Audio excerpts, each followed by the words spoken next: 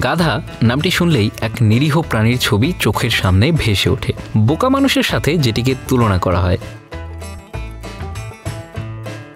গাধা আসলে বোকা প্রাণী কিনা তা নিয়ে বিতর্ক রয়েছে। গাধা বোকা হোক কিংবা বুদ্ধিমান হোক, গাধা যে খুবই উপকারী প্রাণী সেটি কিন্তু পদে পদে বুঝিয়ে দিচ্ছে। গাধার বোঝা টানার ক্ষমতা সম্পর্কে সবারই কম বেশি ধারণা রয়েছে। শুধু তাই না, গাধার দুধ যা আজ বিশ্বব্যাপী উচ্চ মূল্যে বিক্রি হয়। কিন্তু কেন? গাধার দুধে রয়েছে প্রোটিন, ক্যালসিয়াম, ম্যাগনেসিয়াম এবং ভিটামিন এ, বি এবং ই। এটি সহজপ্রাচ্য এবং হালকা, যা শিশুর জন্য নিরাপদ। গরুর দুধ সহ্য করতে না পারা ব্যক্তিদের জন্য এটি একটি আদর্শ বিকল্প। গাধার দুধের ইতিহাস বহু প্রাচীন। বলা হয় মিশরের রানী ক্লিওপেট্রা তার সৌন্দর্য ধরে রাখতে এই দুধে স্নান করতেন। আধুনিক যুগেও এটি ত্বকের জন্য উপকারী এবং অ্যালার্জি প্রতিরোধে কার্যকর।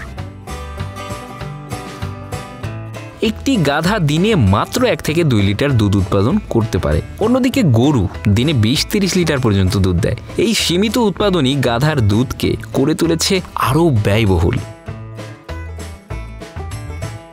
গাধার দুধ প্রসাধনী শিল্পেও এক বিপ্লব এনেছে। দুধ থেকে তৈরি সাবান এবং লোশন ত্বকের স্বাস্থ্য ও সৌন্দর্য বাড়াতে ব্যবহার করা হয়। এই পণ্যগুলোর চাহিদা দিন দিন বাড়ছে।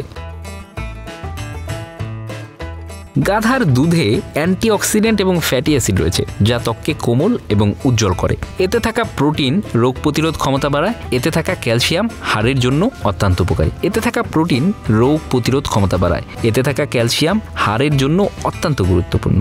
এর এনজাইম এবং প্রোবায়োটিক উপাদান হজম প্রক্রিয়ায়ও সহায়ক।